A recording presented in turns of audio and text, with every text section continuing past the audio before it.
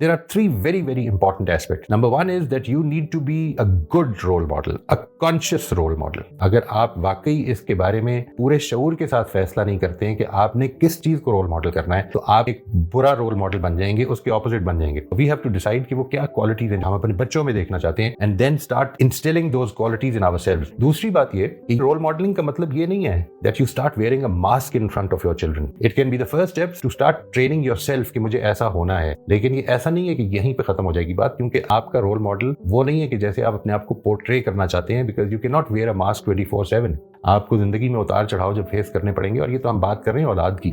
उस औलाद ने आपके साथ जो मामला, क्योंकि 24 घंटे का है, तो उसने आपकी जिंदगी के उतार चढ़ाव को बहुत अच्छी तरह से ऑब्जर्व करना है. अपनी जिंदगी में, अपनी शख्सियत में, अपने किरदार में वो क्वालिटीज जो कि आप समझते हैं कि हमारी औलाद में होनी चाहिए, उनको हमें अपने अंदर इनकलकेट करना है. नंबर 2 चीज जो है वो एनवायरमेंट. एनवायरमेंट का मैसेज जो है वो असल में रोल मॉडलिंग से ऊपर होता है. अगर हम ये प्रचार कर रहे हैं कि हम चाहते हैं कि बच्चे अच्छे डिसीजन मेकर्स बने, तो फिर उनकी गलतियों पर आपका रवैया क्या होता है? आप बोलकर तो ये कह रहे हैं कि तुम अच्छे फैसले करो, अच्छी तरह से मामलात करो, लेकिन जब वो फैसले गलत करते हैं तो आप रूठ जाते हैं या इमोशनली उनको उठाते हैं कि देखो मैं तुमसे बहुत प्यार करता हूँ, बड़ी एक्सपेक्टेशन रखता हूँ. These are not going to work. Number 3 और आखिरी चीज जो है वो ये कि आपका उनके साथ रिलेशनशिप कितना डीप है, वो कितने कंफर्टेबली अपनी शॉर्टकमिंग्स आपके साथ बयान करते हैं. इतनी ही कंफर्टेबली शॉर्टकमिंग्स आपके साथ वो बयान करेंगे इन ड्यू टाइम जितना कंफर्टेबली आप उनके साथ अपनी शॉर्टकमिंग्स को शेयर करेंगे.